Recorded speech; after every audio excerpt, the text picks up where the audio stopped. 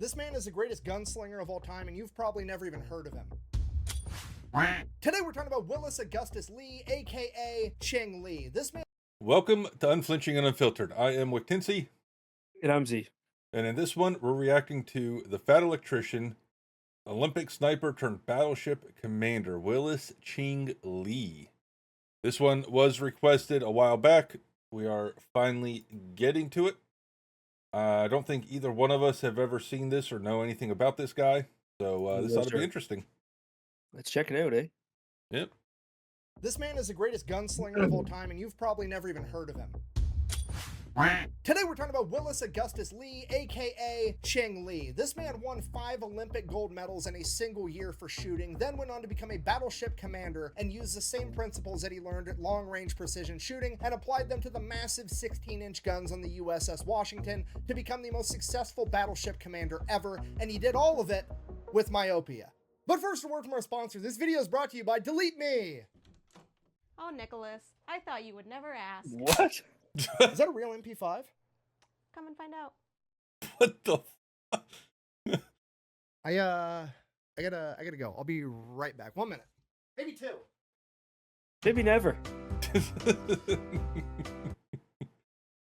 Oh! Sorry about that. Like I was saying, this video is brought to you by Delete Well Me. then. All right, here's the deal. It's super She's straightforward. You give Delete Me money, they turn around and they make sure that data brokers on the internet aren't selling your personal information, because if Delete Me submits an opt-out request, these data brokers are legally required to take that information down and quit We're selling gonna it. skip his The ad, problem is there's unfortunately. hundreds of data brokers and they make it unnecessary. On today's episode of Badasses with Bad Eyesight, Ching Lee, born in a small town in Kentucky in 1888, his father was the local judge and had a lifetime passion for shooting, a love for shooting that he would pass on to his son, Lee Jr. By the time Lee was 10 years old, he was such a good shot that he could shoot a bird in flight with his .22. Because of that, he became his small local town's pest exterminator. Anytime anybody had any rodent or any type of pest that they wanted gotten rid of, they would call the young Ching Lee and he would take care of it for them. In addition to his passion for shooting, he also thoroughly enjoyed blowing shit up for fun because, well, there's not a whole lot to do in Kentucky in the early 1900s that sounds fun. and Yeah. America.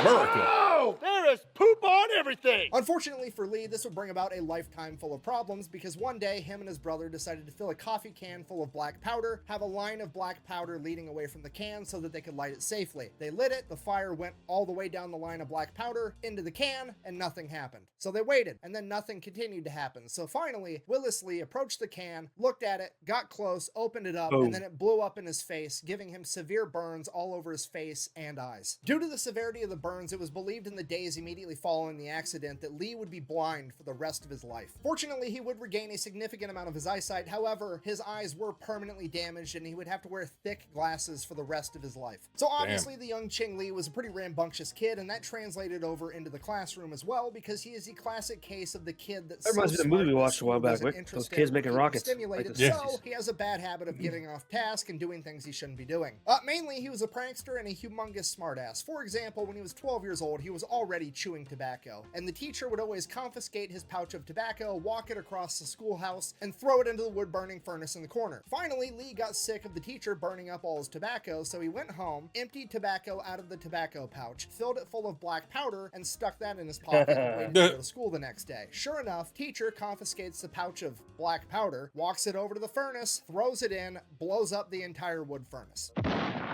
And then, in true smartass fashion, when Lee got in trouble for it, he said, "Look, this isn't my fault. You took my shit, didn't ask me what it was, and then threw it into fire. That's 100% on you." On another occasion, the teacher had the audacity to send Lee home because his shoes weren't shined enough. So he went home, shined his shoes, stuck paper sacks over his shoes, and tied them up top with a rope. He then walked to school and refused to take the paper bags off because he didn't want his shoes to become unshined and not be within the school's dress code. With the culmination of all these things, Lee's father realizes that he needs to get his son into the military as soon as possible, so he has some way to positively channel all of this energy, otherwise he's going to end up in jail or worse. So, being that he was already a judge, he pulled some strings, gets his kid into Annapolis at the age of 16. Annapolis is where he would get his lifelong nickname of Ching. Originally, it was a different C word that's actually a racial slur. Apparently, it changed to Ching over time, just because it was easier to say. Now, they didn't give him that name because he is Asian. He's a white dude from Kentucky. However, he does kind of look like he could be Asian. He wears round, thick glasses. His last name is Lee, and he is a huge Asian history nerd. Sometimes even going as far as signing his signature in Chinese symbols. What I'm trying to tell you is if this were modern times, this dude would definitely be watching anime. Kakarot, you've never kissed someone? Huh? No, of course not. Why? You're married and have children. Yeah, duh, but what's that have to do with kissing? Now, for his entire 4 years at Annapolis, he is thoroughly unamused with coursework. Why He did he pretty much pick that speeds part, through bro? it as fast What? as humanly possible so he can get back to studying things that he likes and going out and shooting guns. Now, because of this, he does join the Navy shooting team, and his senior year, he gets an opportunity to go represent the Navy in a huge national competition put on by the National Rifle Association. At this competition, there is a rifle competition and a pistol competition. Lee has been selected to participate in the rifle competition. Now, this rifle competition is a huge deal. There are 684 people there competing, and they are all qualified to be there. Regardless, Ching Lee ends up winning first place, earning the gold medal by getting a bullseye at a 1,000-yard target, and he wins the entire thing before lunch. Not really having anything else to do for the rest of the day, he's like, fuck it, I guess I'll go do the pistol competition now too, just for funsies. Fast forward about 80% of the way through this pistol competition, and Ching Lee is winning, and he wasn't even there to compete in the pistol competition. And as he's shooting different targets, his pistol blows up in his hand because one of the rounds that he had too much black powder in it from the factory. It blew up his gun and messed up his hand. Not giving a shit, turns around to his buddies watching, somebody throw me a pistol. He grabs it, catches it with his left hand, finishes the round with his non-dominant hand, and goes on to win the pistol competition as well, earning 2 gold medals, being the only American to do it. So after that, he goes back to Annapolis. He's got both of his gold medals. He's basically the Kevin Gates of gold medals, if you will, and it's time to graduate. This now, guy. bad news, Jesus. he has to take a physical first, and after going all the way through Annapolis schooling, finishing the program, and just winning 2 gold medals in a national shooting competition, they decide you're not qualified to actually join the Navy because, your vision's not good enough, despite the fact that you just scored a bullseye at 1,000 yards last week. So at this point, Ching Lee does exactly what every other badass with bad eyesight would do, and he cheats on that fucking eye exam and makes his way into the Navy. Yes! Now, as an officer in training, My recruiter, one thing I'll never forget, told me when I went to go join the military. And this is a good example of that. He said, if you ain't cheating, you ain't trying. Wow, dude. that fucking eye exam and makes his way into the Navy. Yes! Now, as an officer in training, he gets shuffled around to a bunch of different ships to get a bunch of different experiences, figure out what he likes doing, figure out what he's good at, get him exposed to everything. That's how this is supposed to go. During that time, he actually publishes his first ever article, and it's about the proper way of shooting a pistol. It gets published in the Naval magazine, and he actually signs his signature at the bottom with a Chinese symbol again. Now, the reason I bring this up is because I like the quote that he actually put in this magazine. And that was, focus on acquiring accuracy before you try to acquire speed, which is eerily similar to the famous quote from also famous gunslinger Wyatt Earp, fast is fine, but accuracy is final. You gotta learn how to be slow in a hurry. My point being, game recognized game, they're both onto something, and you should probably write that shit down. Now, the young Lee finally makes his way onto the USS New Hampshire, and that is when the occupation of Veracruz happens. Alright, super brief, oversimplified version of what's happening right now. It is 1914, and Mexico is having a revolution, and the new Mexican government is not a huge fan of the United States of America. Because of that, the Tampico affair ends up happening, which is the Mexican government basically captures and detains a bunch of American sailors for a little while. It's a big diplomatic nightmare between Mexico and the United States. Because of that, the president at the time, Woodrow Wilson, decides that he's going to put an embargo on Mexico, and he's not going to let any guns into the country because he's scared that they're going to use them against America. And in April of 1914, Mexico gets a huge shipment of firearms despite the embargo. Ipso facto, Woodrow Wilson sends in the Navy and the Marines to go get those weapons back. Now, bear in mind, this is 1914. There's no Higgins boats, there's no amphibious landing vehicles, nobody's doing D-Day type shit, so it's literally just a bunch of Navy and Marine dudes getting driven ashore in whaling boats, hopping out and going to find these guns, I guess, because the president said so. So, since, you know, America's basically invading Mexico, some of the Mexicans get pretty pissed off, obviously, so they start shooting at the Americans, which, you know, not super happy about it, but I understand the sentiment. I would do the same thing if I were in their shoes. Now, unfortunately for them, the downside of shooting at people is they're probably going to shoot back, you know, assuming they have guns, which America always does. Now, somewhere along the line, Lee's entire unit gets pinned down by these enemy snipers that are up on top of roofs and inside windows and high buildings, basically shooting at guys lower on the ground, and nobody's able to shoot these guys back, and everybody's just pinned down where they're at. So, Lee, remembering like, oh shit, I'm the main character with bad eyesight, I got this, grabs his gun and just walks out in the middle of the street corner in broad fucking daylight with no cover whatsoever, and he just sits there with his gun. Sure enough, after a couple of seconds, somebody finally shoots at him. but they miss. And now Lee saw where they're at, and Lee shoots back. And remember, Ching Lee doesn't miss. And then he continues to sit there, and somebody shoots at him, and they miss. And Lee shoots back, and Lee don't miss. And this goes on for a while, pretty much until they quit shooting at Lee, presumably because there was none of them left. When asked about this later in life, the only thing Lee would say was, quote, "Yeah, I think I got a couple of them." Of all the men that were there who actually saw it, many of them had a much less modest version of this story to tell, with some of them claiming as many as 12 men were dispatched by Lee, all the while he was giving them the first chance to shoot at him. Then later, during this Veracruz side quest, Lee is also credited again with saving a man's life by running through gunfire to get him and provide medical attention. The man is literally Clint Eastwood, except it's 1914 and he's real. You know, you're gonna look awfully silly with that knife sticking up your ass.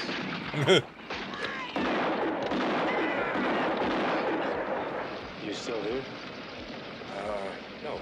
Now, because of the bravery he displayed at Veracruz, Such he's a good known movie. for promotion by his leadership, and he gets denied because his vision is too bad. And at this point, his entire chain of command is basically writing letters of recommendation, essentially yelling at the entire medical bureaucratic side of the Navy that's denying him that they're insane because this guy's awesome. Seriously, he gets like 20 letters of recommendation from high-ranking officers, including the skipper of his current vessel, the USS New Hampshire. And in that letter, he says something along the lines of, "I saw Lee crumple a man from 800 yards with iron sights at Veracruz. He can see just fine." So his promotion gets taken into consideration for an extended period of time, and because of that, he gets taken off sea duty and gets sent basically to the middle of the country, and he is working for the US Navy, going to different factories and figuring out what these factories need to do to be able to better manufacture stuff for the US Navy. During this time, he meets his wife in Oskaloosa, Iowa. Then America enters World War I, and he gets sent over to Europe, although he does not get attached to a combat vessel, so he never actually sees combat. After World War I, Lee would go on to compete in the 1920 Olympics, where he would actually win 7 medals, 5 gold, 1 silver, 1 bronze, which would turn out to be the record for the most medals won by any one person at any one Olympic Games, and that record would stand until 1980. Okay, just so we're on the same page, dude just won 5 gold Olympic medals for sharpshooting, and he's having trouble getting promoted because he has bad eyesight. Anyways, for the rest of the 1920s, Lee spends pretty much the entire time working on different destroyers, just working his way up the ranks, becoming a bigger and better leader. Problem is, now, that's about the his red style of tape leadership, bureaucracy everybody bullshit in the absolutely US loves this military. guy that works with him because he has this way where he just teaches people what they need to do, and if they're not good at it, he gets them good at it, and then he just lets them do their job. He doesn't try to micromanage them. He's not up everybody's ass. He just wants to get people where they need to be so they have the skills they need so that they can do their job, and then he goes and dicks off so he can go do target practice and build traps to kill rats because that was like his new hobby. That was seriously what he was known for, building elaborate mouse traps on destroyers. He had ones that were like air guns rigged up to trip wires that would shoot rats, which is the most American shit I've ever heard of in my entire life. There was another one that was really popular where he had a little miniature guillotine that he had electrically rigged up to a push button on his desk,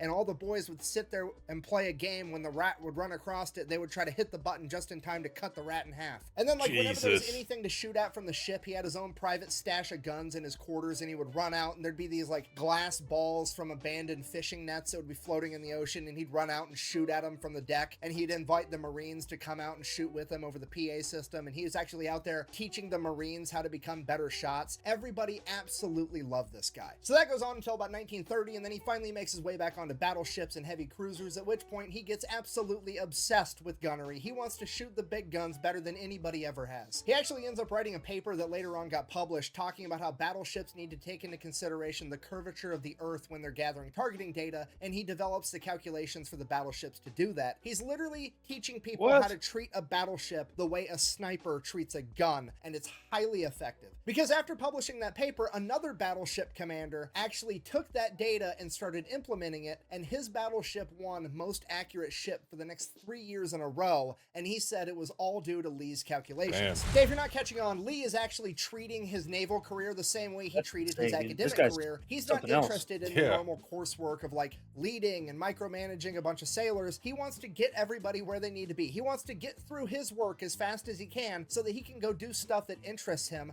like pioneering new ways to be accurate with gunnery. Because of this, he develops a reputation as a problem solver. So, late 1930s, they send him over to Washington, D.C., and his orders are basically, get everybody ready for war because we know it's coming. Okay, now this is probably the least coolest but most important part of the entire story. This man essentially got sent to Washington, D.C. to go toe-to-toe against the United States Navy's biggest nemesis, the Bureau of Ordnance. You help you, Michael. bitch, God. Michael. You're very helpful, aren't you? You try to trying help to. everybody. Do you want to play another game? Okay, if you don't know, the Bureau of Ordnance is a bureaucratic nightmare that does nothing My but favorite slow shows down right there, and dude. halt The any Office. progress the U.S. Navy tries to make at literally anything ever. For example, if you remember like a month ago when I made the USS Parchi video with Lawson Red Ramage and he was shooting torpedoes at all these Japanese ships, but the torpedoes would hit and then not blow up because they were duds, because it's a known fact that the Mark 14 torpedo fucking sucked, and he complained to the chain of command, and the chain of command told him, too bad, you just suck with torpedoes, the torpedoes are fine. That was the Bureau of Jeez. Ordnance. So basically, the chain of command has sent Lee to Washington, D.C. to go toe-to-toe with these guys because they know that Lee doesn't have the time or the temperament to put up with their bureaucratic bullshit, and they're absolutely correct because Willis Lee is about to turn into a wood chipper for red tape. So Lee shows up and he starts learning and finding out about all these fancy new toys the Navy has that are just being held up by bureaucratic nonsense. For example, I don't know, fucking radars. Lee, being the forward thinker that he is, he's like, you can put a screen in my office that tells me where the enemy is so that I can shoot them with my big ass guns without even having to see them. Yeah, put that on every fucking ship in the Navy. What's wrong with you? But don't worry, because the Bureau of Ordnance and their infinite fucking wisdom doesn't seem to agree with Lee, and they don't think they're going to be that big of a deal, and they just want to put them on some ships, and they don't want to waste all their money on radars because they're dumb, apparently. But they know Lee's not going to take no for an answer, Oh, so damn, they tell Lee imagine. that they can't get any more radars due to manufacturing shortages, to which Lee immediately goes, fine, then I'll buy them from Britain. Magically, Damn. the Bureau of Ordnance found all the radars he could possibly need. Imagine that. Okay, next order of business, American submarines. Their biggest weakness is having purified water because they can't purify water fast enough for how quickly they consume it, because the crew needs water and the batteries in the submarines at this point in time also eat a ton of water. Luckily, there's a new evap system that's going to allow them to have way more purified water, and it's going to be great. Unfortunately, it's held up in bureaucratic red tape. Okay, like they're there, they're done, they've been manufactured, they're ready, but the government wants to run more tests on them, even though everybody in the Navy's like, no, they fucking work. They're just not letting us use them. So Lee just walks in, issues the order to install them, and if anybody has a problem, they can blame him. So Lee's just getting shit done. He's checking things off. Now, at this point in time, whenever you're doing a bunch of paperwork for the Navy, there's like a status box where you hit it with a rubber stamp to tell everybody how important this paper needs to get through the bureaucratic process. Now, there's three statuses. There's routine, priority, and urgent. Obviously, in that order, urgent is like, we need to get this done as quickly as possible. Now, everything And let me Lee guess, marked was urgent. He urgent. didn't give a Yep. shit. He needed his shit done right now because that's just the type of guy he is. But unfortunately, they were still just not getting it done fast enough to his liking. So he's like, fuck it, I'm gonna get my own rubber stamp made that said frantic. So then, whenever anybody got Lee's documentation for the first time in their entire naval career, there's a new word stamped there in red ink that sounds more important than urgent. So everybody's just like, oh shit, we're doing this first. And then Lee just uses this to keep on powering through to get more and more Damn. shit done. Next thing is to get a schoolhouse stood up for the U.S. Navy that teaches sailors how to read aerial reconnaissance pictures, because that's going to be huge in an upcoming war, because they're going to need pictures to show where all the reefs and all the atolls are, and they're going to have to be able to read those pictures accurately to get proper intel. So at first, the chain of command is like, Yeah, this okay, guy well, was we'll ahead get of the Hollywood game, dude. involved. Hell They yeah, know he was. things about like Like, way cameras ahead and of the game. shit. That's the right answer, wouldn't right? be where And we're Lee at and a now if it couple of wasn't other for him, it officers seems that like. actually have good ideas it are like, really oh, does, no, yeah. why don't we just go over to Britain and ask them to help us? We'll send a couple of guys over, get them trained by them, because they already do this really well, and we're on the same team. It would be great. Why wouldn't you do that? We can share information with them, and vice versa, and we all get better together. Hooray. At which point, the U.S. Naval Research Laboratory is like, no, absolutely not, because the United States Navy is way better than the British Navy, and we know that because we conducted a study that we verified ourselves.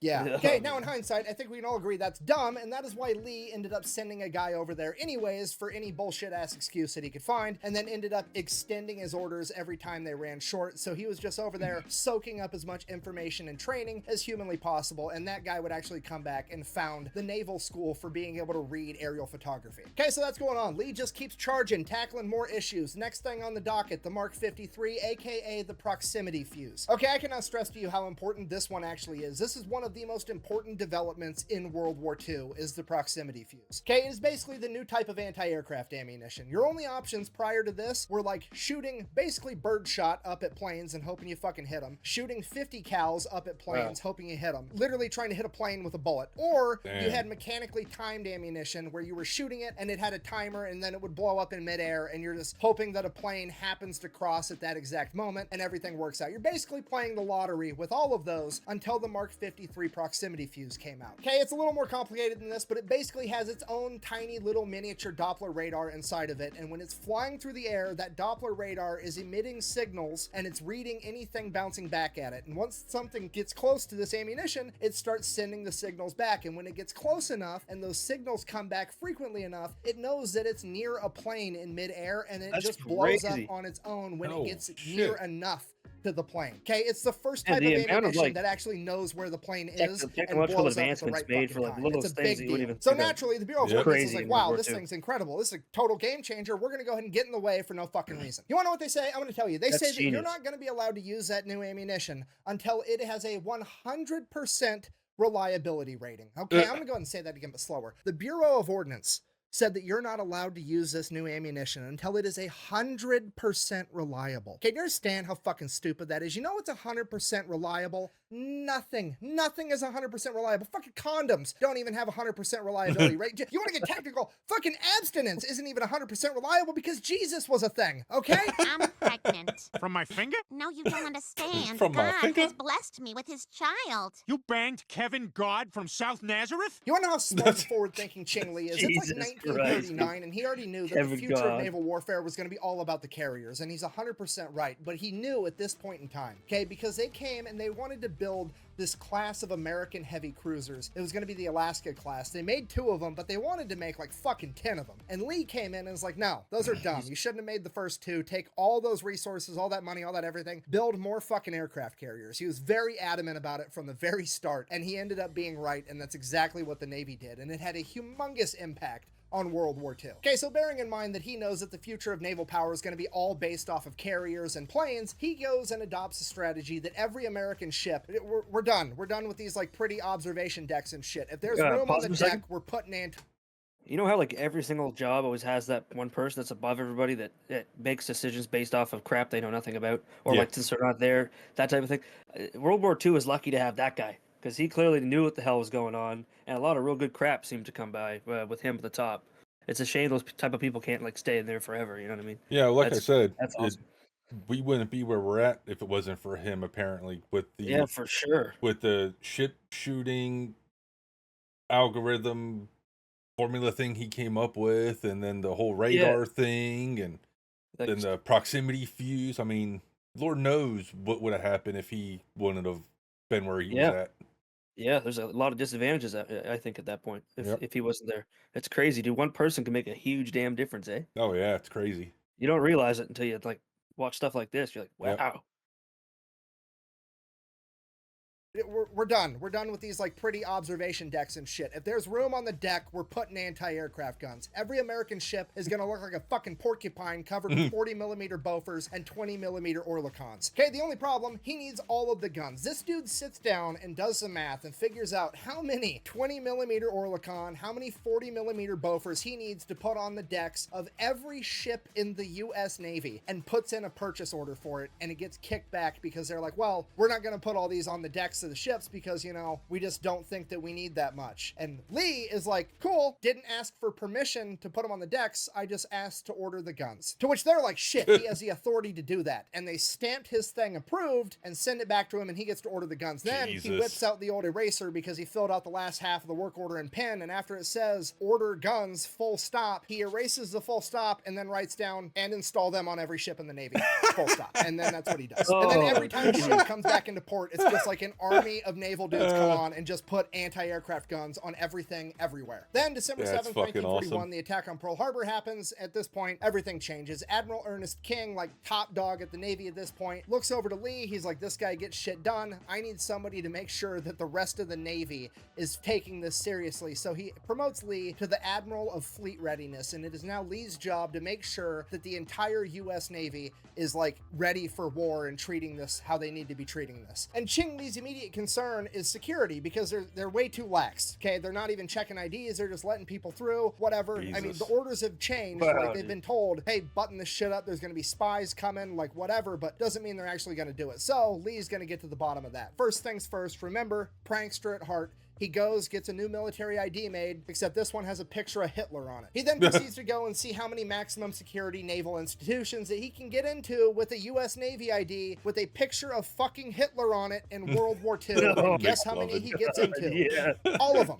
Nobody stops him. Like, it's so ridiculous. He's like, I don't think I look like Hitler, do I? I mean, I guess we're both dudes. Fuck it, we're just gonna have to get more ridiculous. So he gets another ID made with the famous female actress Mae West on it, and he's like, well, I definitely don't look like her. Let's see how much shit I can get into now. And then he still gets into a bunch of places that he's not supposed to with this Mae West ID. So basically, he's chewing ass and getting everybody ready for the security level required for World War II with espionage and spies and all kinds of shit. Like, he's doing full-on Ocean's 11 type shit. He's got subordinates dressing up as butlers, going into fancy hotels, stealing top secret documents from top government officials, holding them until they get reported as stolen just to see how long it takes. All kinds of crazy shit. So this goes great, and as a reward, Admiral King makes Lee the new commander of all of America's fast battleships. So now Lee's back in the game. He goes and immediately starts training the entire crew of the USS Washington in gunnery and night combat because he knows that the Japanese Navy has a big edge at night combat, or at least they did before radar. He goes and then masters the radar to the degree that he's probably the most knowledgeable person on these radars in the US Navy, except for the people that literally built them. Jesus, this guy's Sorry, I ran out of time and I had to catch a flight, so we're finishing this video from Texas in my friend Eli's studio. Anyways, back to the story. Not only is he training all of his guys in nighttime combat, he also has to basically go back through and retrain his entire gunnery department because he's not treating the USS Washington the same way every other battleship treats its guns. He's going through and treating each of the 9 guns on the USS Washington like it's its own individual sniper rifle. And while he's doing that, getting the guns more and more accurate, he comes to the realization that all the targeting data and the charts that came with the USS Washington from the manufacturer were wrong. They were off. They weren't accurate enough. So he goes to the Bureau of Ordnance again and is like, hey, your charts are wrong. To which the Bureau of Ordnance is like, no, they're not. You're wrong. Except for the fact, obviously, Ching Lee doesn't miss. So he says, fuck it, and he redoes all of the charts and all of the targeting data himself. Over the course of the next couple months, he gets his crew and the guns on the USS Washington so accurate that he ends up having a light cruiser from his task force go 10 miles away, and then he fires the guns towards that ship and has the ship call in and say how close it was to the actual target. And he can walk these shells right up to the wake of this light cruiser without actually touching it. Literally like putting an apple on top of your head and letting your buddy shoot at it with a bow and arrow, except he's doing it with battleships. So fast forward November 1942, the Battle of Guadalcanal is going on, and the Japanese Navy is being sent to go bombard Henderson Field, which is an American airstrip that is instrumental to the war effort, and they can't let it get destroyed. So Lee and his task force get sent in to go defend it. And right out of the gate, this entire thing is a shit show. They're sending in Lee and the USS Washington. They could have made a movie on this dude, man, honestly. The USS Washington sister ship. Now, the real problem, they're sending in 4 destroyers with them, but these destroyers were picked for the sole purpose of It's amazing how many stories there are like this with the U.S. military that people don't know. Yeah. Oh, yeah, I never heard about this. I was in the U.S. military and I'd never heard of this guy. Yeah, it's crazy. This dude's like next level, man. Who the hell can pick up and master radar like that? When what? How? Yeah, and that's one of the 10 things. Well, it seems like he dedicated his whole life to warfare and mastering it. Yeah, like he knows what he's doing. That's for damn sure. Especially that battleship, that accuracy in a battleship, dude. When you're like moving around and everything else, it's crazy. Yep. I guess that was his way of proving to them that your shit's fucking wrong. Yeah.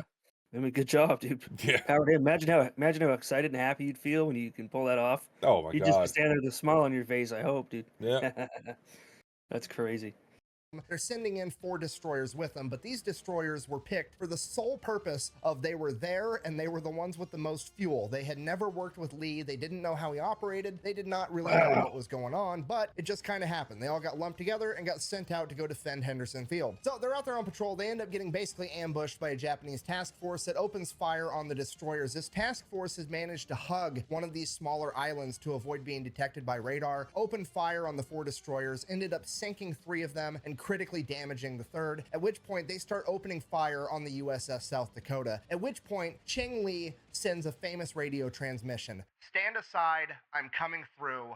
This is Ching Li. Now, this Japanese task force has a couple of destroyers. It also has the IJN Otago and the Takao, both of which are heavy cruisers, and they have their flagship, the IJN Kirishima, which was originally a battle cruiser, but in the 1930s, it got a bunch of upgrades in armor and firepower, having it reclassed as a battleship. This is now a battleship versus battleship fight. The Japanese task force is continuing to target the South Dakota. Lee sneaks around the backside, clears the South Dakota, turns all 9 of his guns, and opens fire directly at their flagship, the Kirishima. And with the first salvo, he hits, and then he keeps hitting, and he hits more, and he's hitting the enemy so hard, so fast, so accurately, they don't even start returning fire. And within the span of 5 minutes, he manages to hit the Kirishima with 20 main battery hits and 24 hits from his secondary 5-inch guns. Okay, each one of those shells is 16 inches in diameter, weighs 1,700 pounds. Willis Ching Li just bitch slapped the Kirishima with a goddamn car dealership in 5 minutes. Okay, just so we're on the same page, the Kirishima has now been reclassified twice. The Japanese upgraded it and reclassified it from a battle cruiser to a battleship, and Ching Li has now just downgraded it from a battleship to a fucking coral reef, and he did it in 5 minutes. This is the last time in world history that a battleship sank another battleship in combat. Now, at this point, the USS South Dakota's had so many electrical problems that the guns are down and the radio's down. Lee has no way to communicate with the South Dakota, but he can tell that it's trying to pull away from the fight, and it's still getting attacked by the 2 Japanese heavy cruisers and the destroyers. So Lee, not knowing the status of the USS South Dakota, decides that he is the most able man in this fight, and he needs to get all of their attention so that they can come fight him instead. So he opens fire on the heavy cruisers, trying to get their attention, which he gets. He then proceeds to go the opposite direction as the USS South Dakota so that they quit chasing it down and they chase him instead. So they're chasing him down, but here's the problem. They're chasing him. They're behind him. He can't turn the ship around to shoot at him with the big guns without getting shot in return, and he doesn't want to get his boat shot up because this isn't a boat, it's a goddamn precision instrument, okay? This is a giant fucking sniper rifle. I don't want to be taking shots. So he comes up with a better plan. You see, he hasn't just been working on the gunnery skills of the 9 16-inch guns on the USS Washington, he's also been doing it on all of the 5-inch guns as well, and those turrets can still turn around and hit the enemy. And they are so accurate with their fire that Lee orders them to start targeting the searchlights on the other ships, and they start blowing all the lights out so they're not going to be able to see the USS Washington at night. And then they start firing star clusters, which is just white phosphorus. The reason they do that is because, remember, the Japanese don't have radar. That's not how they're targeting the Washington. All their targeting has to be done optically. So now the Japanese guys are looking at night, and there's white phosphorus burning as it's floating through the sky, and it's going to fuck up all of their optics, and they're not going to be able to hit the USS Washington. So Ching Li and the USS Washington do this, and they lead the Japanese further and further away from the USS South Dakota until he's confident that they're going to get away too, and then he just slips away into the night, virtually unscathed. He got hit a single time by a 5-inch gun, which is the equivalent to a grown-ass man getting hit with an airsoft gun. It's nothing. For this, Admiral Lee would be awarded the Distinguished Service Cross by Admiral Halsey, and when he received it, his crew demanded a speech. He turned around and simply said, and I quote, "You want it, I'll wear it," which is one of the coolest things I've ever heard a military leader say. Ever. For the rest of World War II, it was honestly pretty quiet for the USS Washington. They were involved in some shore bombardments, and they mostly just ran anti-aircraft operations for the aircraft carriers because it was a carrier-based war. Then by 1945, all of the Japanese battleships had been recommissioned into coral reefs, and there just wasn't any reason to have all the fast battleships around anymore. So they took Lee from the battleship, and they wanted to use his talents elsewhere because now the biggest threat to the US Navy was kamikazes, and they wanted Ching Li to be working on the anti-aircraft measures to help prevent this. Unfortunately, this story does not have a happy ending because as he made his way back to America to begin working on those anti-aircraft measures, on August 25th, 1945, he would suffer a massive heart attack that would kill him in a matter of minutes. Damn. So in conclusion, that is the story of Willis Ching. Oh, dude, I wonder how much He's it one would of the change most if he got back important people to in naval that, warfare history, and he gets nowhere near the probably have some credit that he crazy deserves. And I would argue that he is absolutely the greatest gunslinger of all time. The definition of a gunslinger is somebody that carries a gun and knows how to use it, and I don't think there's ever been anybody on the planet better at that than Willis Ching Li. Not only does this man carry a gun and know how to use it, he has a gun gun that carries him, and he knows how to use that one too. Capable of hitting a bullseye with any caliber of gun, from a pistol to the 16-inch guns on a battleship. This man could do it. So thank you for watching. Best way to support the channel is go buy some merch over at the Wonder how old he was when he passed away. Whack, bang, Yeah. out. The comment section will have to let us know, dude. Shit. Eli doesn't have the same setup as me. I can't dramatically turn the lights off as I walk out.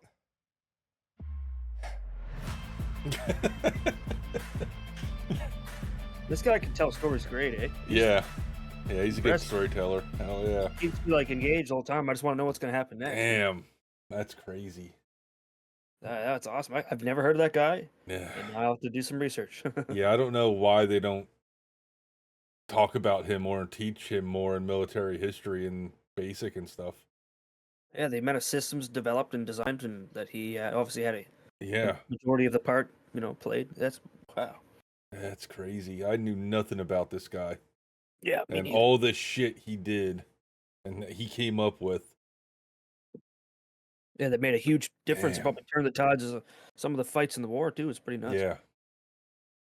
Man, power to that guy, man. Hell Sucks about yeah. that guy. It's crazy. Fuck. Well, I think that's going to do it for this one here, folks. That was a good video. If you have any other recommendations for anything from the Fat Electrician, leave them in the comments down below. We will check them out. We have, I don't know, a handful more on the list yet that we got to get to. Yeah, there's a few. Yep. But as always, I'm with Tinsy. I'm Z. And hopefully we'll catch you guys in the next one. Hell yeah, guys. Peace.